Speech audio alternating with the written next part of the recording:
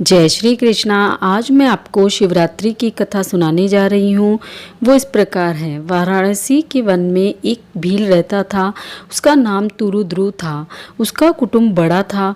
वह बलवान और क्रूर था। अतः प्रतिदिन वन में जाकर मृगों को मारता, वहीं रहकर नाना प्रकार की चोरियाँ करता था।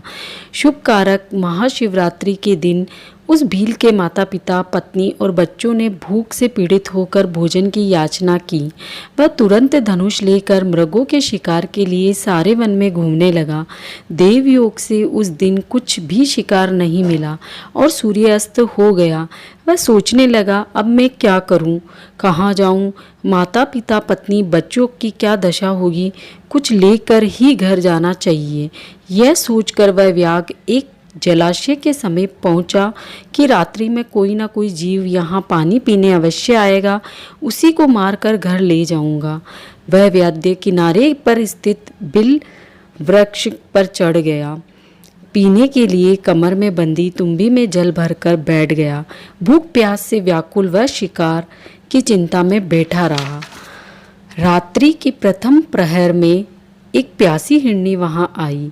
उसको देखकर व्याग को अति हर्ष हुआ, परंतु ही उसका वध करने के लिए उसने अपने धनुष पर बाण का संधान किया।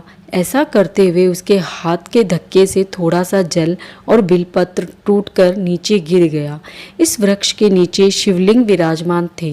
वह जल और बिलपत्र शिवलिंग पर गिर पड़ा। उस जल और बिलपत्र से प्रथम पहर की शिव पूजा संपन्न हो गई। खड़खड़ाहट की ध्वनि से हिरनी ने भय से ऊपर की ओर देखा। व्याध को देखते ही मृत्यु के भय से व्याकुल हो वह बोली, व्याध, तुम क्या चाहते हो? सच सच बताओ।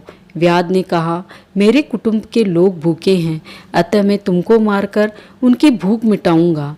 मृगी बोली, भील, मेरे मांस से तुमको और तुम्हारे कुटुंब को सुख होगा। इस अनर्थकारी शरीर के लिए इससे अधिक महान पुण्य का कार्य भला और क्या हो सकता है? परंतु इस समय मेरे सब बच्चे आश्रम में मेरी राह देख रहे हैं। मैं उन्हें अपनी बहन को अथवा स्वामी को सौंपकर लौट आऊंगी। मृगी के शपथ खाने पर बड़ी मुश्किल से व्याध ने उसे छोड़ दिया। द्वितीय पैर में उस हिरनी की बहन उसी राह पर ढूंढती हुई जल पीने वहां आ गई। व्याध ने उसे देखकर बाण को तरकश में खींचा। ऐसा करते समय पुनः पहले की भांति शिवलिंग पर जल और बिलपत्र गिर गए। इस प्रकार दूसरे पहर की पूजा संपन्न हो गई। मृगी ने पूछा, व्याध, यह क्या करते हो? व्याध ने पूर्वतः उत्तर दिया कि मैं अपने भूखे कुटुंब को तृप्त करने के लिए तुझे मारूंगा। मृगी ने कहा, मेरे छोटे छोटे बच्चे घर में हैं, अतः मैं उन्हें अपने स्वामी को सौंपकर तुम्हारे पास लौट आऊंगी। मैं वचन देती हूँ। व्याध ने उसे भी छोड़ दिया। व्याध का दूसरा पहर भी जागते जागते बीत गया। इतने में ही एक बड़ा हष्टपुष्ट हिरण मृगी को ढूंढते हुए वहां आया। व्याध के बाण चढ़ाने पर पुनः कुछ जल और बेलपत्र शिवलिंग पर गिरे। तब तीसरे पहर की पूजा भी हो गई। मृग ने आवाज सुनी और चौंक कर व्याध की ओर देखा और पूछा, क्या करते हो? व्याध ने कहा, तुम्हारा वध करूंगा। हिरण ने कहा, मेरे बच्चे भूखे हैं, मैं बच्चों को उनकी माता को सौंपकर तथा उनको धैर्य बंधाकर शीघ्र ही यहाँ लौट आऊँगा। व्याध बोला, जो जो यहाँ से गया वे सब तुम्हारी ही तरह बातें और प्रतिज्ञा करके चले गए, परंतु अभी तक नहीं लौटे।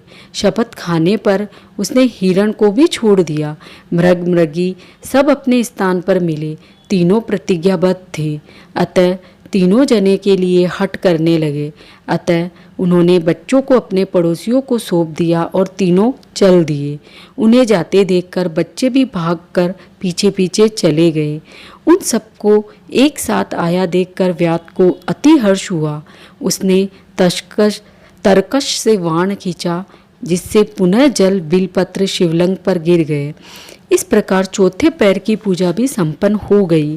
रात्रि भर शिकार की चिंता में व्याध निर्जल भोजन रहित जागरण करता रहा। शिवजी का मात्र भी चिंतन नहीं किया। चारों पहर की पूजा अनजाने में ही स्वतः हो गई। इस दिन महाशिवरात्रि थी, जिसके प्रभाव से व्याध के संपूर्ण पाप तत्काल भस्म हो गए।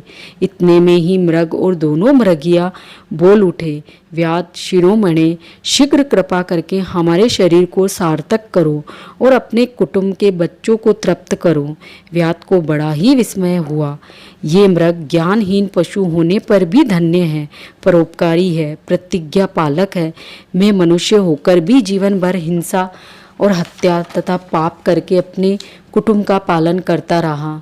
मैंने जीव हत्या कर उदर पूर्ति की, अतः मेरे जीवन को धिक्कार है, धिक्कार है। व्याध ने बाण को रोक लिया और कहा, श्रेष्ठ मृगो, तुम सब जाओ, तुम्हारा जीवन धन्य है। व्याध के ऐसा कहने पर तुरंत भगवान शिव शंकर ने कहा, वर मांगो, मैंने सब कुछ पा लिया। यह कहते हुए व्याध उनके चरणों में गिर गया। श्री शिवजी ने प्रसन्न होकर उसको गुह नाम रख दिया और वरदान दिया कि भगवान राम एक दिन अवश्य ही तुम्हारे घर पधारेंगे और तुम्हारे साथ मित्रता करेंगे, तुम मोक्ष प्राप्त करोगे। वही व्याध श्रृंगवेरपुर में निषाद राज गुह बना और जिसने भगवान राम का आतिथ्य किया।